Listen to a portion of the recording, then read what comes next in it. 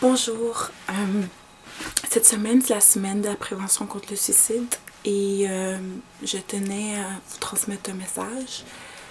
Le suicide, c'est une cause qui me tient beaucoup à cœur, qui me touche énormément pour diverses raisons.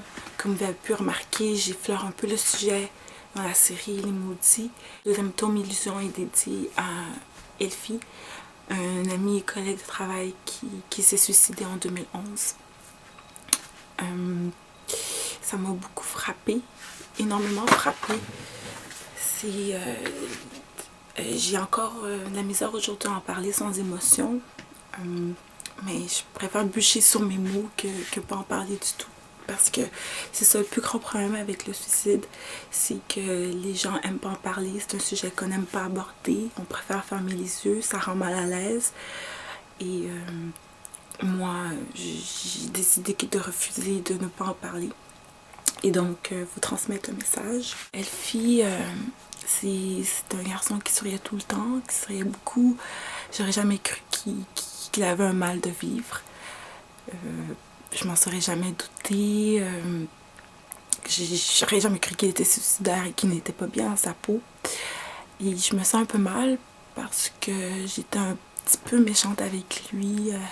Souvent, j'étais comme « Oh, Elfie, tu m'énerves, dégage ». Ça m'a complètement chamboulée, vraiment beaucoup. Ça a même influencé l'écriture de mon deuxième tome. La première version, il y avait beaucoup de suicides dedans, il y avait des suicides partout. Ça m'a pris du temps avant de réaliser que j'avais besoin d'exorciser en fait son suicide à travers l'écriture. C'est important d'en parler, de sensibiliser la cause. Le suicide, c'est un problème grave au Québec. Ça touche surtout nos jeunes, les jeunes adultes, particulièrement les hommes.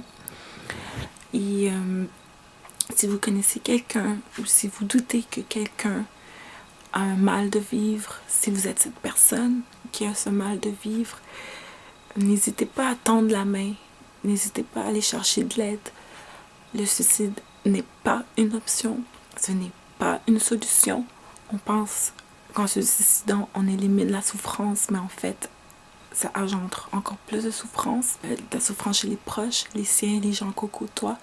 Encore moi, aujourd'hui, je suis encore ébranlée par la mort de Elfie. Puis ça va faire 3 ans maintenant. Ça va faire 3 ans maintenant. Donc, le suicide n'est pas une solution. C'est au contraire, c'est baisser les bras, c'est abandonner. N'hésitez pas à demander de l'aide. Il y a beaucoup d'organismes qui sont là pour ça. Il y a les amis, il y a les proches, il y a les profs. Il y a toutes sortes de ressources pour vous aider.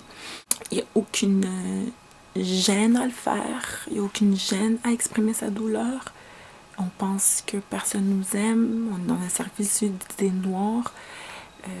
Personne nous aime. On est bon à rien. On est un échec. C'est faux.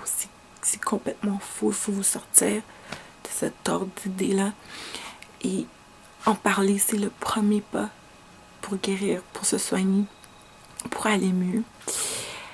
Donc, c'était mon message et j'avais une mission à vous transmettre. Ma mission, c'est prenez le temps de sourire à quelqu'un aujourd'hui, demain, cette semaine. Prenez le temps d'apprécier quelqu'un que vous connaissez moins. On ne sait jamais ce qu'un sourire peut apporter dans la journée d'une personne. On pense que le suicide, c'est une affaire privée, mais en fait, c'est un mal de société, c'est un problème qui nous concerne tous. On vit dans une société qui impose une pression énorme sur l'individu, une pression de performance, de performer quant à ses relations interpersonnelles, physiques, financières, de répondre à tous les critères de beauté et de réussite, alors que c'est pas le cas. L'individu n'est pas défini par ses échecs ou ses obstacles ou ses réussites. En fait, ce n'est pas nos échecs qui nous définissent qui nous sommes, c'est nous en tant qu'êtres humains. Nous possédons tous une valeur. Nous sommes tous et chacun précieux, importants, uniques. Pas un seul d'entre nous est un échec. Peu importe notre parcours de vie.